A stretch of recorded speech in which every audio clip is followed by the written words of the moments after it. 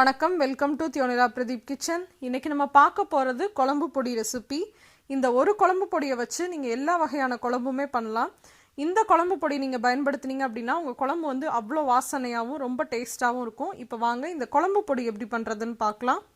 குழம்பு பொடி மட்டும் இல்லை, எந்த ஒரு பொடி பண்ணிங்கனாலும் அளவு வந்து ரொம்ப முக்கியம். அதனால ஃபஸ்ட்டு உங்களோட பொடியோட அளவுகளெல்லாம் ஒரு பேப்பரில் எழுதி வச்சுட்டு மளிகை கடையில் கொடுத்து அதே அளவில் பேக் பண்ணி தர சொன்னீங்கன்னா இந்த மாதிரி ஒரு பாக்ஸில் பேக் பண்ணி தந்துடுவாங்க. இதை வச்சு நீங்கள் வந்து குழம்பு பொடி பண்ணீங்க அப்படின்னா சரியான அளவில் இருக்கும். இப்போ குழம்பு பொடியோட மெஷர்மெண்ட்லாம் என்னன்னு பார்க்கலாம்.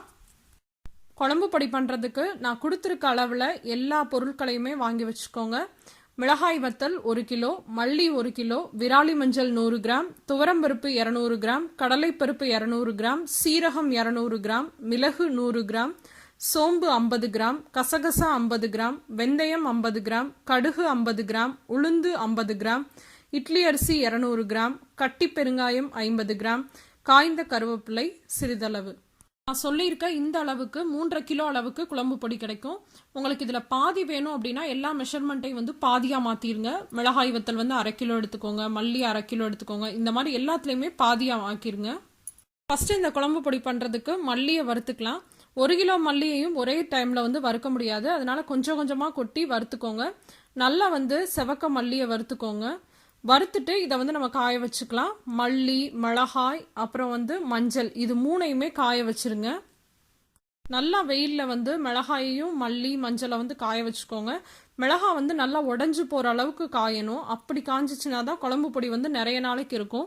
மல்லியை வறுத்துட்டோம் அப்புறம் எதுக்கு காய வைக்கணும் அப்படின்னு நினைக்காதீங்க. மல்லியையும் காய வச்சு எடுத்து வச்சுட்டிங்கன்னா 1 வருஷம் 2 வருஷத்துக்கு கூட கெடாமல் அப்படியே இருக்கும். அதனால தான் திரும்ப காய வைக்கிறது. இப்போ நம்ம எடுத்திருக்க ஒவ்வொரு இன்க்ரீடியன்ஸையுமே நல்லா வந்து வறுத்து எடுத்துக்கலாம். சீரகம், மிளகு, சோம்பு, கடுகு, உளுந்து, இட்லி அரிசி, பெருங்காயம், இது எல்லாத்தையுமே நல்லா வறுத்துக்கோங்க. கடுகு வந்து நல்லா பொரிஞ்சு வரணும், அந்த அளவுக்கு வறுத்துக்கணும். கசகசா வந்து அடுப்பை ஆஃப் பண்ணிட்டு அதோட சூட்லேயே வறுத்துக்கோங்க. வெந்தயத்தை வறுக்கிறப்பையும் நல்லா பார்த்து கவனமாக வருங்க. ஏன்னா வெந்தயம் வந்து கொஞ்சம் தீஞ்சிட்டாலுமே நல்லா வந்து கசக்க ஆரம்பிச்சிடும். அதனால வெந்தயத்தை வந்து ரொம்ப கவனமாக வறுத்துக்கோங்க. அதே மாதிரி கட்டி பெருங்காயத்தையும் ரொம்ப லேசாக வந்து வறுத்துக்கோங்க. அந்த சூட்லேயே வறுத்தா கூட போதும்.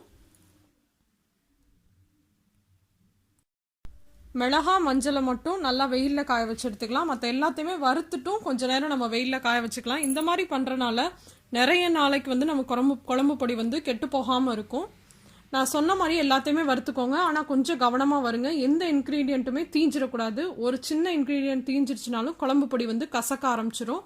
அதனால பார்த்து கொஞ்சம் கவனமாக வருங்க. கருவேப்பிலை வந்து காய வச்சு எடுத்து வச்சுக்கோங்க. எடுத்து வச்சுட்டு நீங்கள் வறுத்துட்டாலும் சரி, இல்லை வறுக்காமல் அப்படியே கூட ஆட் பண்ணிக்கலாம். நல்லா காஞ்சிருச்சுன்னா வறுக்க தேவையில்லை. வந்து ஏற்கனவே ஒரு நாள் முன்னாடியே வந்து மிளகாவத்தில் வந்து நல்லா காய வச்சுருக்கேன். ஒத்தையாக விரிச்சு விட்டு காய வச்சுருக்கேன். அதனால தான் இப்போ மொத்தமாக போட்டு காய வச்சுருக்கேன். மிளகாவத்தல் மட்டும் நல்லா உடையிற அளவுக்கு வந்து நீங்கள் காய வச்சுக்கணும். அதனால நல்லா ஒத்தையாக போட்டு காய வச்சுக்கோங்க. இப்போ வந்து பார்த்தீங்கன்னா நம்ம வறுத்து வச்சுருக்கோம்லாம், இதெல்லாம் ஒரு 1/2 மணி நேரத்துலேருந்து 1 மணி நேரம் வெயிலில் இருந்துச்சுனாவே போதும்.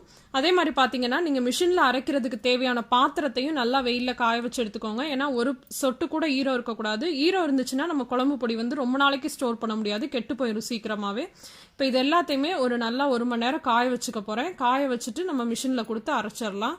சிலர் வந்து மிளகாவோட காம்பை கில்லாமையே வந்து மிஷினில் கொடுத்து அரைப்பாங்க. நான் வந்து ஆனால் மிளகாவோட காம்பு எல்லாத்தையுமே எடுத்துகிட்டு தான் கொடுத்து அரைக்க போகிறேன். மிஷினில் கொடுக்குறப்பே குழம்பு பொடிக்கு நல்லா நைஸாக அரைச்சித்தாங்க அப்படின்னு சொன்னீங்கன்னாவே நைஸாக அரைச்சி தந்துடுவாங்க. இது 3ஐயுமே ஒன்றா சேர்த்து தான் நம்ம அரைக்க போகிறோம். இப்போ மிஷினில் அரைச்சிட்டு வந்ததுக்கப்புறமா எப்படி இருக்குன்னு பார்க்கலாம். இப்படி தாங்க நம்ம குழம்பு பொடி வந்து நல்ல வாசனையாகவும் சூப்பராகவும் இருக்குது. நல்லா வந்து நைஸாக அரைச்சிருக்கும் பாருங்க. இந்த மாதிரி நல்லா நைஸாக அரைக்கணும். அப்போ தான் வந்து குழம்பு பொடியோட டேஸ்ட் நல்லாயிருக்கும். கண்டிப்பாக இந்த குழம்பு பொடியை வீட்டில் ட்ரை பண்ணி பாருங்கள். இதை பயன்படுத்தி நிறைய குழம்பு ரெசிபீஸ்லாம் நம்ம சேனலில் இன்னும் ஃப்யூச்சரில் வந்து பார்க்கலாம். இந்த ரெசிபி உங்களுக்கு பிடிச்சிருந்துச்சுன்னா லைக் பண்ணுங்கள், உங்கள் ஃப்ரெண்ட்ஸ் கூட ஷேர் பண்ணுங்கள். இன்னொரு இன்ட்ரெஸ்டிங்கான ரெசிபியோடு உங்கள் எல்லாரையும் சந்திக்கிறேன். அதுவரை உங்களிடமிருந்து விடைபெறுவது உங்கள் தியோனிலா பிரதீப். தேங்க்யூ.